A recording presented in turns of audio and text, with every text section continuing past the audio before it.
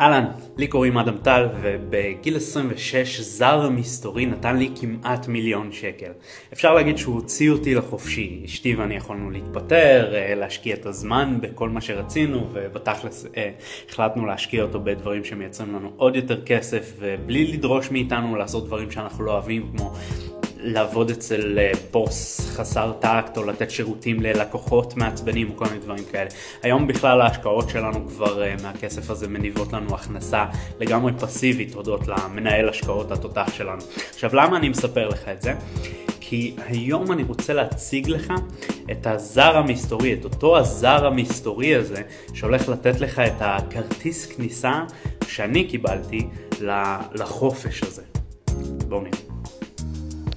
חשוב להבין, אין פה קסמים. לא, אני לא קיבלתי העברה של $1,000,000 לחשבון. מה שקרה בפועל הוא שהכרטיס כניסה הזה שקיבלתי הוא למעשה הידע שבעידן האינטרנט כל אחד יכול לעשות מה שבא לו בלי מגבלות. הרי בוא נדבר דוגרי. עם המשכורת שלך הרי אתה לעולם לא תוכל לקנות דירה. מי מדבר בכלל על חופשות יוקרה או על מכונית קצת יותר מפנקת או בית החלומות שתמיד רצית? לא משנה אם אתה שכיר או אם אתה עצמאי, אין לך באמת זמן לדאוג לשום דבר אחר, וזה מכניס אותך ללופ של לחץ. אין זמן להתמודד נפשית עם כל הדברים שלוחצים אותך מכל הכיוונים, ואז אין זמן גם לפתור את הבעיות, ואז הן ממשיכות לגדול ולהצטבר. אבל באינטרנט אין גבולות.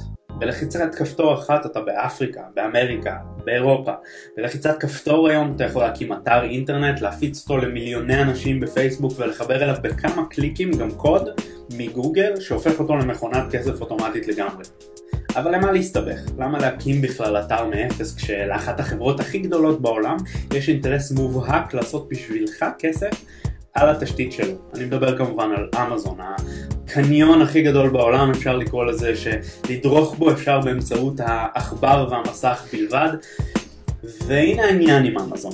הרבה מאוד מההכנסות של אמזון מגיעות לא ממוצרים שהם מוכרים בעצמם, אלא מחנויות שהם מאפשרים לאנשים אחרים להקים על האתר שלהם. אנשים שיש להם חנויות בעולם הפיזי, שהם נותנים להם לפתוח חנות וירטואלית בקניון הזה, העצום הזה, והן מחוברות בעצם למאגר הקונים העצום של אמזון.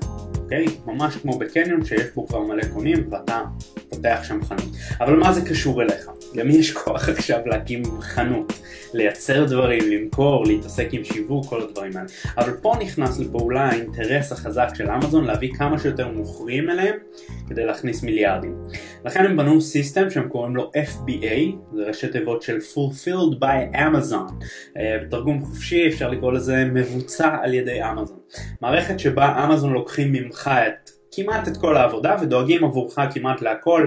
העברה של הסחורה נגיד מסין או מאיפה שהסחורה לא מיוצרת עם המפעל או whatever, למכור את זה ללקוח, לשלוח את זה אליו הביתה וכן הלאה, כי יש להם כבר את התשתית הזה ובשבילם זה כלום עבודה. עכשיו, קהילה מאוד מאוד גדולה של סוחרים, אני אומר סוחרים עם גרשיים, כי זה לא אנשים כמו שאתם יכולים לדמיין, שהם יזמים, שהם מבינים בעניינים וזה הם סוחרים, הם בסך הכל חבר'ה שלחצו כמה קליקים של עכבר והם נקראים סוחרים של אמזון, והקהילה הזאת שנוצרה סביב הפלטפורמה הזאת שכוללת גם מאות ישראלים ממנפת את הסיסטם הזה ליצירה של עסקים ממש חצי אוטומטיים בלי שהם צריכים בכלל לעזוב את העבודה שלהם או את העסק שלהם, ומכניסים מזה סכומים שמגמדים את המשכורת הרגילה שלהם. אני אישית מכיר לפחות 10 אנשים שאני יודע בוודאות שזה המצב שלהם. עכשיו, אם מעניין אותך להיכנס לעולם הזה כמעט בלי חסמי כניסה, בלי סיכון, ועם מישהו שיקח אותך צעד צעד ויראה לך איך הוא עושה את זה ואיך להצליח, אני רוצה להמליץ לך על קורס, מיני קורס של חבר שלי דמיאן, שמלמד בדיוק איך עושים את זה.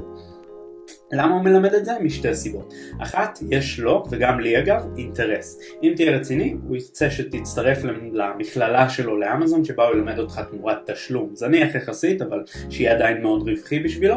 והמכללה הזאת מאפשרת לו גם באמצעות התלמידים, להגדיל מאוד את ההכנסות שלו בעצם מאמזון.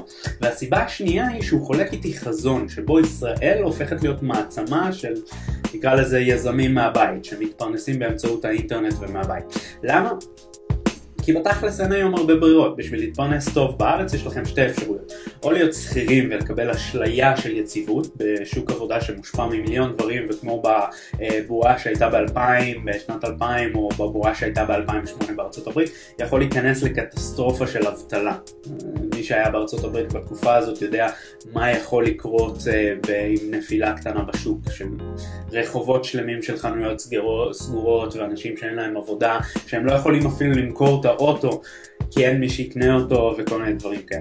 עכשיו האופציה השנייה שלכם זה לפתוח עסק שדורש מכם השקעה כספית מאוד גדולה וסיכון והרבה מאוד מאמץ, לפעמים 18 שעות עבודה ביום, וסטטיסטית גם כנראה לא יעבוד כי 8 מתוך 10 עסקים נסגרים בתוך שנתיים לפי הלשכה המרכזית לסטטיסטיקה.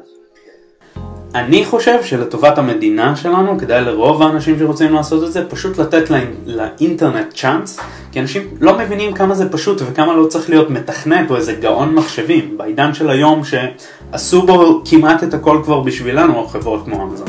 אני רוצה להזמין אתכם לחיות כמוני וכמו החברים שלי, שלרובם בגיל 30 עד 32 בערך, יש כבר דירה ואפילו נכנסים להשקעה, וכולם חיים לייפסטייל מגניב, כיפי, משוחרר, עם המון טיסות לחול, עם המון זמן עם הילדים, לשלושה חבר'ה שלנו שיש להם כבר ילדים, והמון המון פינוקים. אם זה מעניין אתכם, ההזדמנות הכי טובה נכון להיום היא הקורס של דמיאן והשותף שלו יעקב גוטמן, ואני רוצה שתלחצו על הקישור מתחת לוידאו הזה ותירשמו אליו בחינם, בעצם לקבל 3 שיעורים בחינם ולגמרי בלי מחויבות ובלי סיכון, כולל תוכנה מגניבה שתעזור לכם להתחיל וכל מיני דברים כאלה. תנסו את זה, מה יש לכם להפסיד?